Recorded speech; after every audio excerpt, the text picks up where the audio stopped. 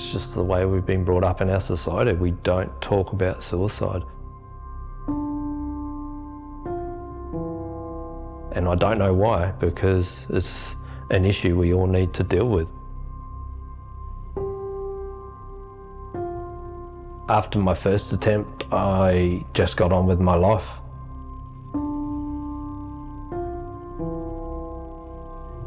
Thought I was good as gold, got on with it.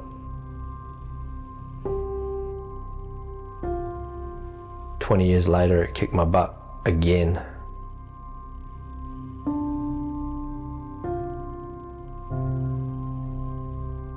We have a mental health system that is completely clogged, and there's wait lists to get into it. We know that, we hear about it all the time. There's people going in to get support with a breakup from a relationship, having a hard time. Meanwhile, someone else in the background is ready to take their life and they miss out on seeing a counsellor.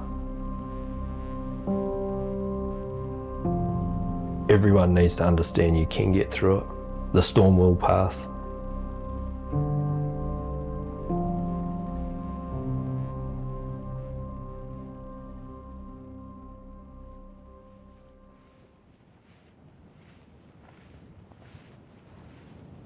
About 6 years ago, when I went downhill, I started getting into the mountains a lot more, getting into nature. It's where I found clarity. I'd have sleepless nights worrying about all sorts of things. I'd wake up and go up in the hills and get that clarity, live in the moment. It's my happy place. The construction industry has currently got the highest suicide rate out of any industry in New Zealand. We are losing 53 construction workers a year on average to suicide. That's one a week. I decided I wanted to climb Corner Peak 53 times in 53 days in honour of the average suicide in the construction industry.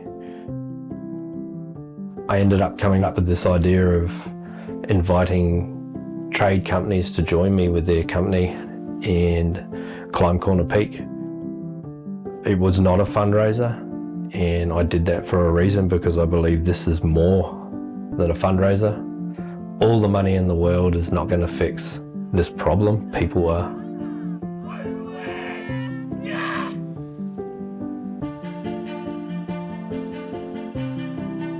Climbing Corner Peak 53 times in 53 days has an elevation gain of 1,750 metres a day, which equals 10.5 times climbing Mount Everest from sea level.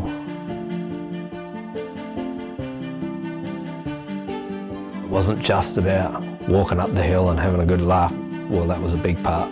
But I wanted to open a space where people could talk, people could have a conversation. What's happened to them in the past. I was telling my story, and it was opening up conversations with others. I wanted it to open up conversations for others so they feel not alone. As soon as I started talking about my story, people would open up, and I think it's a really important thing in life. You share your vulnerabilities with others and they feel comfortable to open up about their own. Most people would focus on the climb, and then I'd soon divert it back to the conversation of why I'm climbing the hill. And then there was a lot of shock as to the number, as to why I was climbing the hill. When people realise that, it's like a light bulb moment. I really need to do something about this. This is horrendous. Most people don't actually realise that the number of people taking their life.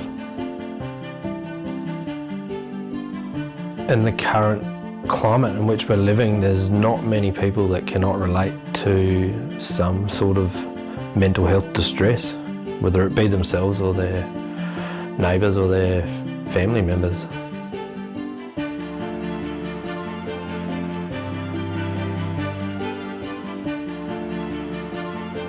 As the days went on, I did feel better and better every day, and fitness building up to it was definitely there. I was the fittest I've been in a long time, but I do think just having the conversations with people put me in a good space. I enjoy going to the mountains by myself, but being able to share that with people was just bringing me so much joy, and to be able to do that every single day and have the sunrise with me every single day was just awesome. The majority of people that came along had a reason to be there. It wasn't just because their boss told them to. Some of them were there because they wanted to talk to someone. Some of them were there to tell their story, what they've been through. Some of them were there because they've lost someone very dear to them and they're struggling on the other side of it.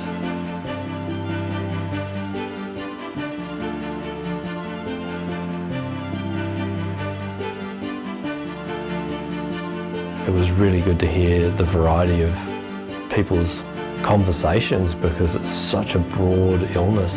There's no one fix for it. There's never going to be. To accumulate all these conversations together and, you know, each day you'd come up with something new and even I was walking away with new tools for myself, different ideas, new things to do. By halfway I started to realise that my body was actually feeling better. All the little niggles were starting to work away and I was actually losing weight and the body was responding in a positive way.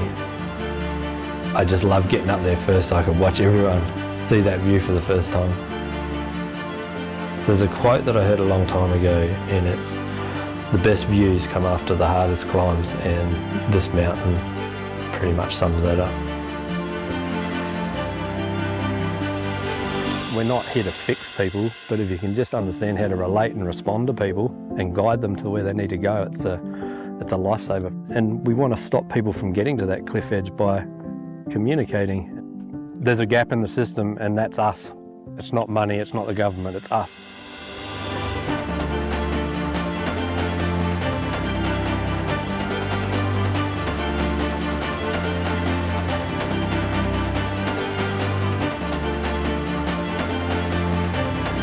It overwhelmed me how much people opened up and talked.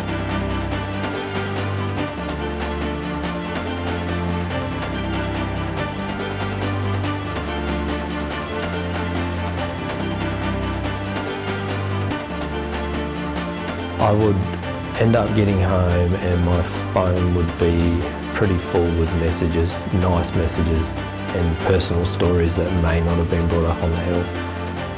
I knew it was working and I knew people were starting to open up.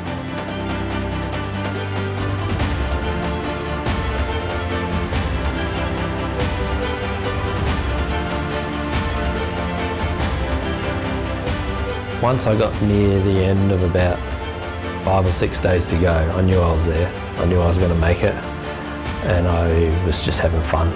I was really enjoying it. Every moment of climbing up that hill, there was no pain.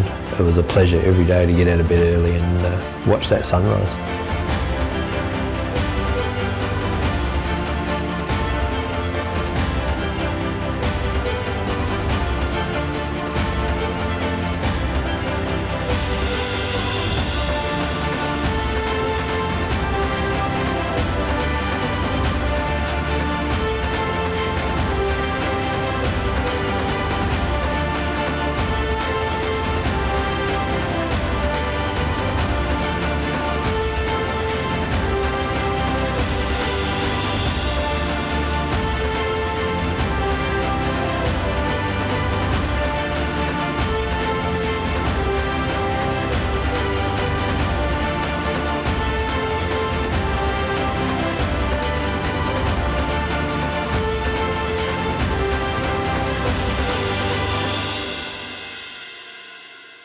People are there to listen, people are there to talk, people do care, people are going through the same things you're going through.